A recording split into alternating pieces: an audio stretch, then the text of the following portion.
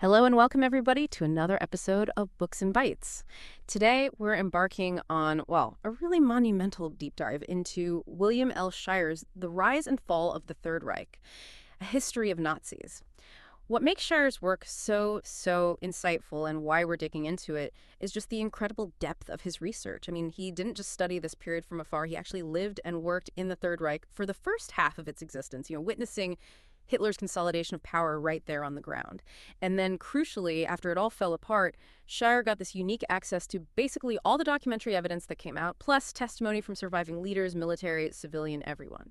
So our mission today is to try and pull out the most important insights from this huge, often quite chilling history to give you a clearer understanding of this era and the forces that shaped it. And it really is an unparalleled chronicle, isn't it? Shirer just masterfully lays out how Adolf Hitler, this improbable figure starting as an obscure Austrian, somehow climbed to become an absolute dictator. He really details step by step how Hitler capitalized on Germany's turmoil after World War I and, the weaknesses that were just inherent in the Weimar Republic. The book paints such a vivid picture: the ruthless consolidation of Nazi power, the systematic rollout of this deeply racial and expansionist ideology, and the diplomatic maneuvers, the cunning moves that just relentlessly led towards World War II. And what's really compelling is how Shirer dissects everything: the internal party fights, the army's loyalties shifting back and forth, the international community's attempts at appeasement, which ultimately failed. It all builds towards this devastating global conflict. Okay, let's unpack that extraordinary journey then. Starting right at the beginning, Hitler's, remarkably unlikely start and the sort of dark seeds of his ideology. He was born in 1889, right near the Austro-German border. And that detail matters because he got obsessed early on with this idea of unifying all German-speaking peoples into one Reich. His early life, though, was such a contrast to the power he'd eventually have. Shirer talks about his strong aversion to a civil servant career, like his father, then getting sick at 16, which let him leave school, and his big failure trying to get into the Vienna Academy of Fine Arts. The report just said, test drawing unsatisfactory. Imagine. And during those years in Vienna, penniless, he was apparently often unkempt, greasy black derby, matted hair, not exactly the image of a future leader. But it was Vienna where his political thinking really started, drawing him towards pan-German nationalism. And it was right there that his early, really venomous anti-Semitic views started to form. Shirer recounts this unsettling encounter with a Jew on the street, prompting that chilling question in Hitler's mind: is this a Jew? Is this a German? This period was just foundational. It shaped Mein Kampf, which Shirer rightly calls the explicit blueprint for the Third Reich. It really shows Hitler's fierce, unbending will. It details all his views: German nationalism, his absolute hatred of democracy, Marxism, Jews, and this concept of the Aryan master race. And it laid out the idea of Lebensraum, living space pushing east, specifically eyeing Russia. Shirer shows how Hitler kind of synthesized bits and pieces from earlier thinkers: Hegel, Nietzsche, Wagner, Chamberlain, twisting them into this terrifyingly coherent ideology of state power and racial purity. Right. So after those formative, quite poor years, we get to post-World War I Germany, a nation just reeling from defeat, crippled by the Versailles Treaty. Shirer really highlights this stab-in-the-back legend, this widespread belief that the army didn't actually lose the war on the battlefield, but was betrayed by enemies at home. And that left the Weimar Republic as this convenient scapegoat for everything: economic ruin, national humiliation. Justice, Shirer notes, was often, twisted, especially for crimes from the far right. Exactly. And that instability, that chaos, it created the perfect breeding ground for someone like Hitler. He gets back to Munich in 1918, disgusted by the soldiers' councils that had sprung up. And it's here, after recovering his voice from being gassed at the front in a key moment, he discovers this incredible talent for public speaking, able to sway millions by his voice. What's fascinating, though, is his initial reluctance in 1919. He didn't really want to join the tiny German Workers' Party. He wanted to start his own. He was actually astonished when they accepted him. And he quickly started gathering influential friends around him, like Rudolf Hess. Hess introduced him to geopolitical ideas, even wrote an essay asking who could lead Germany back, concluding, "Only a man of the people can establish authority." Foreshadowing, right? Yeah, definitely. Which brings us to November 1923 and the infamous Beer Hall Putsch. Hitler's big, audacious attempt to seize power in Bavaria. It was dramatic. A confrontation with police, his closest supporter killed right next to him, others like Düsing and Hess fleeing. Hitler gets captured, tried for high treason. But Shirer points out his unexpected restraint. tactical restraint, really. He didn't lash out at those who crushed the rebellion. And this was crucial because during his time in prison, Mannencamp actually became a bestseller. It spread his toxic ideology far and wide while he was locked up. hmm And when Hitler got out of Landsberg prison, December 1924, a lot of people thought he was finished. The Nazi Party was banned, he couldn't speak in public, done. And this period, the Stresemann era, it actually saw some relative stability for the Weimar Republic. Germany joined the League of Nations, wages improved, retail sales went up, there was even a cultural flourishing. But despite this outward calm, Shirer shows Hitler was working tirelessly behind the scenes, rebuilding the Nazi Party into, as Shirer puts it, an organization such as Germany had never seen before, almost like a state within a state. He was laser-focused on getting dues-paying members, setting up this intricate party structure with local leaders, the Gauleiters. And he was also carefully building up his paramilitary forces, making some key distinctions. There was the SA, the stormtroopers often seen as just brawlers, a motley mob. Shirer notes many leaders like Röhm and Heinz were known homosexual perverts, which became relevant later. But then there was the SS, the Schutzstaffel, a more dependable band, sworn personally to Hitler, much more disciplined. And that difference would be huge down the line. Shirer also adds this intriguing little detail. Throughout this whole time, Hitler listed his job on tax returns as writer, and he justified deducting a huge chunk of his Mein Kampf income as expenses. Even got a bank loan for a $5,000 car. Yeah, that attention to detail, that combination of ruthless ambition and, well, practical maneuvering, it really set him apart. Then, boom, the global depression hits late 1929. Shirer is emphatic. This gave Adolf Hitler his opportunity. He argues Hitler could only really thrive in evil times when people were unemployed, hungry, desperate. This was his moment. And you see the breakdown of parliamentary government starting under Chancellor Brüning. He relied more and more on President Hindenburg's emergency powers, Article 48, the clause allowing the president to bypass parliament. Shirer says this unwittingly dug the grave for German democracy. And it wasn't just the civilian side. At the Leipzig trial of some Nazi officers, Hitler's testimony actually swayed the army. He convinced them National Socialism was Germany's salvation, not a threat. Shirer calls this the political blindness of the German army officers who should have been protecting the Republic. Plus, the Nazis started getting serious financial backing from industrialists, people like Fritz Thyssen. Street violence was escalating too, constant clashes between Nazis and communists, adding to the chaos. And figures like Heinrich Himmler started to emerge. The poultry farmer, who looked like a mild schoolmaster, but was accumulating terrifying power. And Heydrich, too. Then the 1932 presidential election. Hitler actually challenges the old man Hindenburg. Hindenburg initially just dismissed him, called him a bohemian corporal, totally unfit for chancellor. But behind the scenes, General Schleicher, this arch-schemer, was pulling strings, bringing down ministers. Shirer concludes that when Brüning fell, the Democratic Republic went down with him, even though it lingered a few more months. And ultimately, it was Pepin, thinking he could somehow control Hitler, lasso him, as Shirer puts it, who paved the way. Hitler becomes chancellor on January 30, 1933. The conservatives just completely underestimated his ambition. And Hitler didn't waste a single second, did he? His immediate goal was crystal clear. Get rid of any other power centers, Hindenburg, the army, the conservatives who helped him and make the Nazi Party the exclusive master of the state. First move, within 24 hours, dissolve the Reichstag, call new elections. Then comes the Reichstag fire decree for the protection of the people and state. Suspends all civil liberties, justified by blaming the communists for the Reichstag fire. And Göring, as Prussian interior minister, was just ruthless. Creates an auxiliary police force packed with SA and SS guys. So, Shirer says, police power in Prussia was largely carried out by Nazi thugs. Right. And the legal basis for Hitler's dictatorship gets cemented with the Enabling Act, March 23, 1933. This basically transferred all legislative power to Hitler's cabinet. Allowed laws to deviate from the Constitution. Game over for parliamentary democracy. Other parties.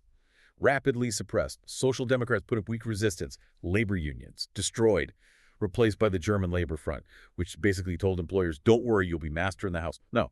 Now, there was some internal Nazi conflict bubbling up, calls for a second revolution from guys like Röhm and the SA, but Hitler wasn't having any of it. He brutally crushed this potential rival power base in the Night of the Long Knives, June 30th, 1934. He purged Röhm and other SA leaders, using their depraved morals as the public excuse. But the real reason was eliminating a threat and, crucially, securing the army's loyalty, at least for the moment. Then, just a couple of months later, August 1934, Hindenburg dies. Hitler was ready. He'd already passed a law combining the president and chancellor roles. He quickly suppressed Hindenburg's actual last will, which apparently favored a constitutional monarchy, and instead used a doctored, propagandized version delivered by Papen, of all people, to legitimize his absolute power as Führer. The path to total control was complete, and Shirer then shows how the regime just systematically took over every single aspect of German society, including the Nuremberg Laws in September 1935, making racial discrimination official state policy. Culturally, it was just bleak. I mean, classical music stayed excellent, the Berlin Philharmonic and all that, but other arts just withered. Shirer quotes Hans Jost, head of the Reich Theater Chamber, boasting that whenever someone mentioned the word culture to him, he wanted to reach for his revolver. Tells you everything. Goebbels had total control of the press, dictated headlines daily. Editors had to be politically and racially clean. Education got overhauled under Bernhard Rust, all about Spartan political and martial training, Hitler Youth, League of German Girls. Shirer notes pregnancy cases in the girls' groups reached scandalous proportions. In science, forget intellectual freedom, Einstein was labeled an alien mountebank. His theories dismissed as Jewish physics. Just incredible suppression. Shirer paints this picture of the economy being totally geared for war, the Wehrwirtschaft, designed to work in peace and war. And to keep people loyal, you had things like Kraft durch Freude, strength through joy, state-controlled leisure, dirt-cheap holidays for Germans. Keep them happy, keep them compliant. Even the legal system crumbled. Lawyers forced into Nazi leagues, judges dismissed for political unreliability. Shirer really shows how every single pillar of society was either bent to the Nazi will or just smashed. So with that internal control totally locked down, Hitler starts looking outwards, begins aggressively dismantling the Treaty of Versailles. His first big stumble, though, was the failed Austrian putsch in July 1934. Dollfuss was assassinated, but Mussolini quickly mobilized troops on the border. That forced Hitler to back down. Shirer says he realized Germany was too isolated diplomatically and just not yet militarily strong enough. A key lesson learned about timing. Yeah, and that lesson definitely shaped his next moves. Lots of peace propaganda for the foreign press, while secretly, furiously rearming Germany. IG Farben, the chemical giant, was crucial here, making Germany self-sufficient in things like synthetic fuel and rubber, essential for modern warfare. Then, March 1935, he openly defies Versailles, reintroduces conscription, big celebrations in Germany, seen as restoring national honor. But maybe the biggest gamble, the real nail-biter, was remilitarizing the Rhineland in March 1936. Hitler himself later called it the most nerve-wracking 48 hours of his life. He admitted France could have easily stopped him, but they didn't. And Britain's inaction basically told Hitler his gamble had paid off. Huge boost to his confidence and authority. Absolutely. And that success directly led to forming the Rome-Berlin Axis in October 1936, solidifying the alliance with Mussolini. And Shirer notes a really telling prediction Hitler made then. In 3 years, Germany will be ready for war. Pinpointing fall 1939. He wasn't kidding. We see this laid bare in the Hossbach Memorandum, November 1937. Shirer reveals Hitler clearly told his military leaders his plans for aggressive expansion, for Lebensraum, specifically targeting Czechoslovakia and Austria simultaneously. No more ambiguity. And to make sure the military wouldn't obstruct him, you get the Blomberg-Frisch affair in early 38. Göring and Himmler basically used trumped-up scandals to remove the army's top two commanders. This let Hitler take personal command of the armed forces. Shirer again points to the army's deepening political blindness, which then cleared the path for the Anschluss, the annexation of Austria in March 1938. Austrian Chancellor Schuschnigg gets summoned to Berchtesgaden. Hitler basically bullies him, threatens invasion. My essay on Austrian Legion would move in. Schuschnigg caves, cancels a planned vote on Austrian independence. March 12th, German troops march in. Hitler reportedly shed tears of joy in Linz. Austria becomes a province of the German Reich. Apparently, Hitler's only real worry was Mussolini's reaction, but Göring quickly got assurances. And crucially, Czechoslovakia didn't mobilize. Right, which put Czechoslovakia squarely in the crosshairs next. It was a democracy, but had internal issues with its Sudeten German population.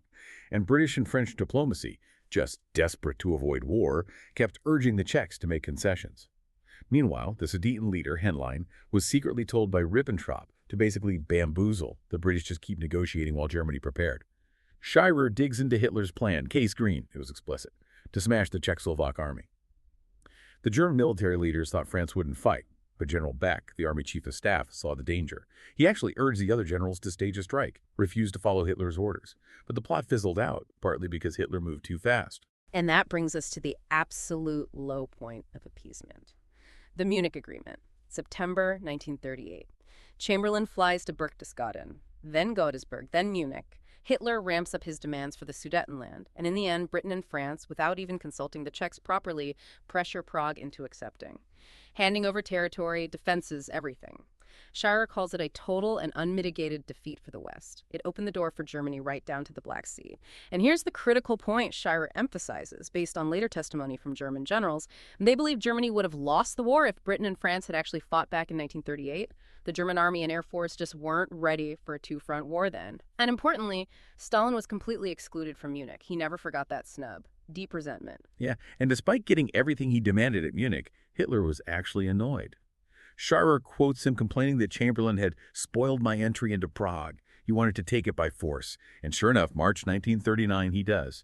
The liquidation of the rump Czech state.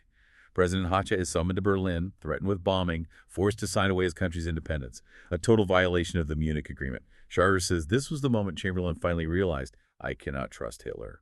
Too little, too late. Almost immediately, Hitler turns to Poland, demands Danzig, demands access across the Polish corridor. Poland refuses point blank. So Hitler issues Case White, the directive for the attack on Poland. Yeah. Date set, September 1st, 1939. And then, the geopolitical bombshell. The Nazi-Soviet pact. This still shocks, doesn't it? Shirer explains Stalin had actually been talking to Britain and France about a defensive alliance, but those talks just dragged. Skepticism on both sides. The Poles refused Soviet troop transit rights. The British seemed slow. So Stalin, frustrated with the West, pivots, starts serious political talks with Germany. Ribbentrop flies to Moscow, August 1939. Things move incredibly fast. They sign the non-aggression pact, but also a secret protocol, dividing Poland up, carving out spheres of influence in the Baltics. Stalin even toasts Hitler's help. The actual contents of that secret protocol only came out after the war, but Shirer argues the pact itself showed the total bankruptcy of Anglo-French diplomacy. Their appeasement policy, their failure to secure Russia as an ally, it just left them completely isolated, and it gave Hitler the green light he needed. With the pact secured, Hitler gathers his military commanders, August 22nd, 1939. Gives them that chilling speech Shirer recounts. We have nothing to lose, we can only gain. Tells them, act brutally. Don't worry about truth, because the victor will not be asked afterward whether he told the truth or not. Just pure cynicism. Mussolini then gets cold feet, tells Hitler Italy isn't ready for war. Effectively backs out for now.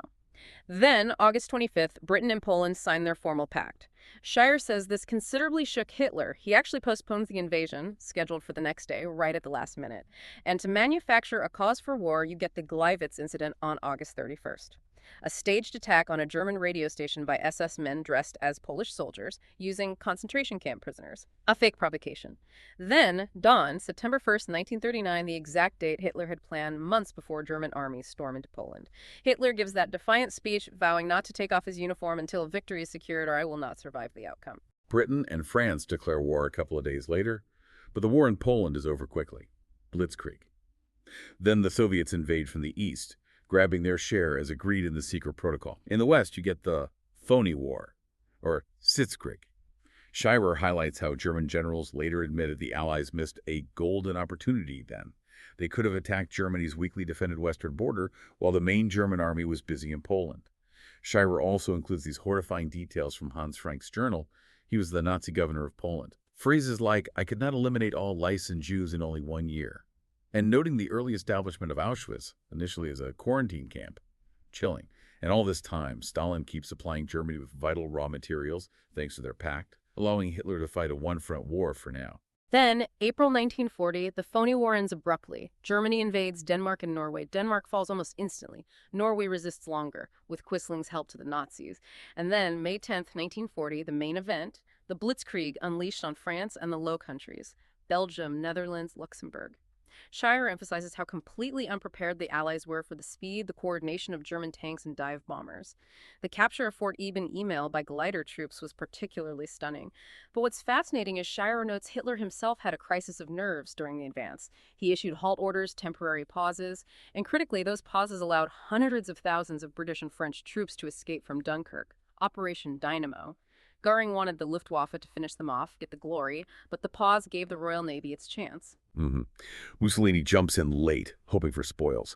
Declares war on France and Britain once France is clearly collapsing. France falls incredibly quickly. Signs an armistice in June 1940 at Compiègne, in the same railway car where Germany had signed the 1918 armistice. Hitler's deliberate humiliation, and Shirer points out Hitler's clever move of leaving southern France unoccupied under the Vichy regime. It divided France, made occupation easier. So France defeated in just 6 weeks. German troops marching through Paris, occupying most of Europe. Shirer concludes Adolf Hitler had reached the pinnacle. His calculated aggression, exploiting weakness, brilliant military tactics that led to these astonishing victories. Even though Shirer notes the German military itself was already skeptical about the next planned step, invading Britain, Operation Sea Lion. It really is just a chilling narrative, isn't it? When you step back and look at Shirer's whole account, it makes you consider that chilling interplay of Hitler's unique personality, his rigid, hateful ideology, and just the repeated political mistakes and miscalculations by everyone who tried to appease him or thought they could control him. I mean, what lessons can we really take away from this about the dangers of just unchecked ambition, and maybe how fragile peace actually is when it's faced with determined aggression?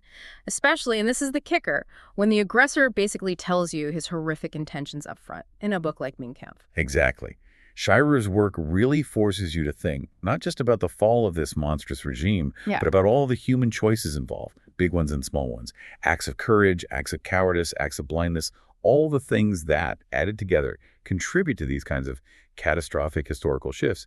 It's a profound and deeply unsettling story.